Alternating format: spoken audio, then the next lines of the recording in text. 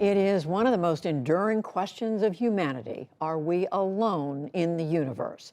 Today, a highly anticipated report from the U.S. intelligence community zeroes in on unidentified aerial phenomenon, or UAPs, commonly known as UFOs. It comes from the Office of the Director of National Intelligence. It concludes that these unidentified objects clearly pose a risk to flight and a national security threat to the U.S. But the larger question is this alien life? Remains unanswered. John Yang has the story. Judy, the 9-page report says there's not enough high-quality information to draw any conclusions about the source or intent of these UAPs. Here to discuss what is in the report and what the report does say, Representative André Carson, Democrat of Indiana, a member of the House Intelligence Committee, which commissioned this report. Mr. Carson, you said in a statement earlier today that this represents a much-needed shift on this issue. What do you mean by that?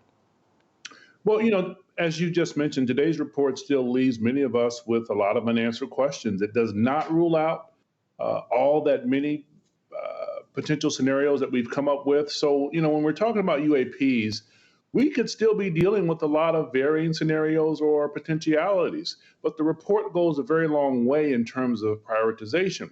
So it goes a long way in terms of bringing credibility to the issue.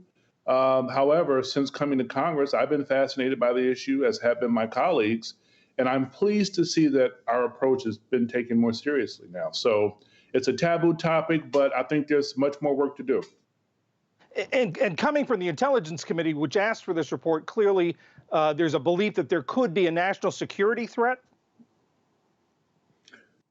Well, I think that is always a consideration. The immediate concern is very twofold. One, this is a technology that we don't completely understand, and it seems to be defying our understanding of physics.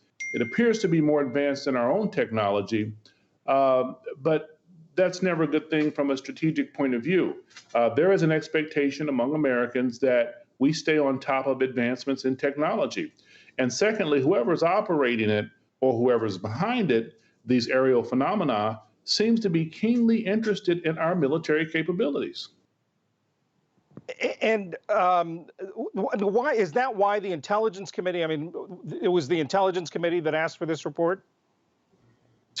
Certainly, but it is effectively a response to the scores of inquiries that we get daily, not only from our offices, but that the committee gets. And, there's a tendency for the UAP sightings and developments to occur around military assets, especially, it seems, around our naval assets. And, that's enough to know that we need more information and really a better understanding.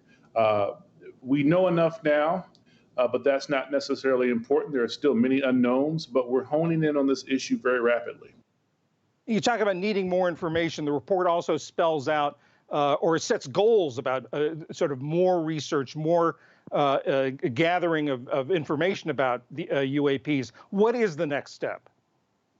Compared to other national security issues and issues critical to our defense, we still suffer from a very limited understanding of these phenomena. A part of that is that we have a very limited data set. There is only a number of sightings, data, and observable phenomena.